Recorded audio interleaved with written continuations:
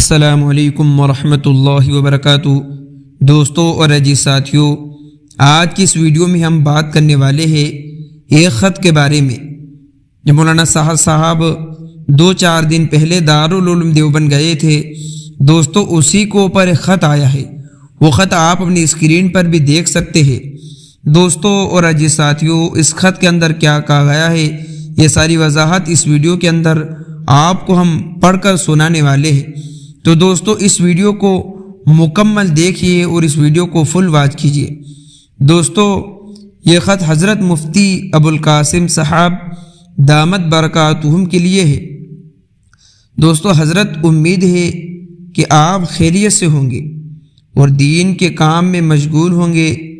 میری کوئی حیثیت نہیں کہ میں آپ کو سمجھاؤں یا کوئی اصلاح کروں، مجھے کچھ چیزیں پوچھنی ہے۔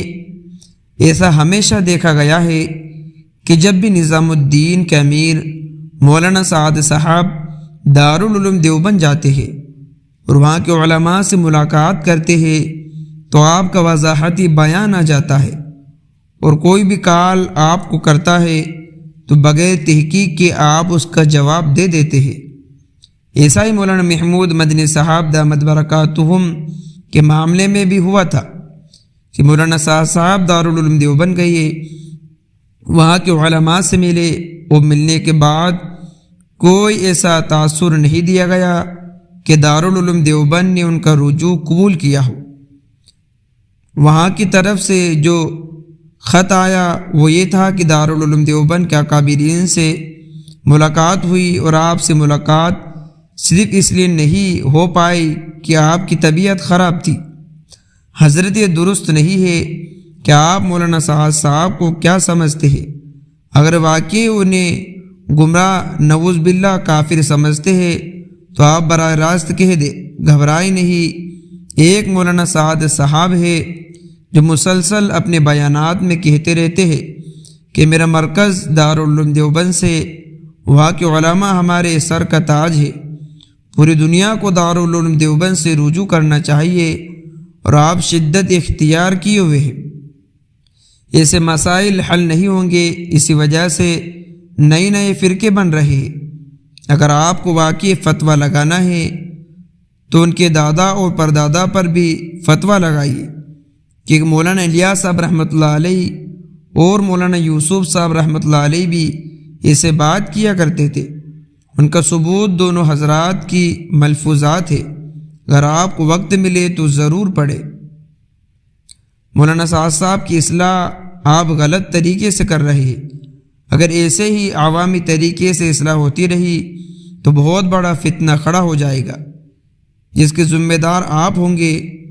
مولانا صاحب تو اپنی زندگی میں کہہ رہے ہیں کہ دارالعلوم دیوبند ہمارا ہے اور وہاں کے علماء ہمارے ہیں، اس وجہ سے پوری دنیا کی تبلیغ کہ حضرات دارالعلوم دیوبند سے جڑے ہیں۔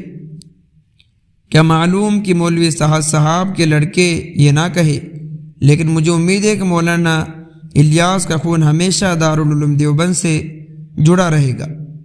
جس طرح مولوی صاحب کی باتیں عوام میں لائی جا رہی ہے، کیا آپ ہمت کریں گے کہ دارالعلوم دیوبند کے بڑے علماء کی کامیابی عوام میں لائے؟ میں دارالعلوم دیوبند سے پڑھا ہوا ہوں اور میں دیوبند سے ہی ہوں، اور میری تبلیغ سے کوئی لینا دینا نہیں۔ میں نے دارالعلوم دیوبند کے بڑے علماء کے بیانات سنے ہیں، میں نے آپ کے بھی بہت سارے بیانات سنے ہیں۔ اگر ان میں سے بات کاٹ کر عوام میں لائی جائے تو میرے حساب سے وہی فتویٰ سب پر لگ سکتا ہے۔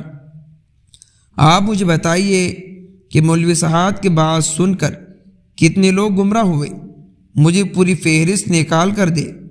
ایک بڑے مولانا صاحب جو دیوبند کے ہیں، انہوں نے کہا کہ کتنے ایسے نوجوان ہیں جو حضرت دامت برکاتہم میں اپنی پگڑی آپ کے قدموں میں رکھ کر اور ہاتھ جوڑ کر یہ کہنا چاہتا ہوں کہ اللہ کے واسطے مولوی صاحب او دارالعلوم دیوبند کے مسئلے کو عوام میں نہ لایا جائے۔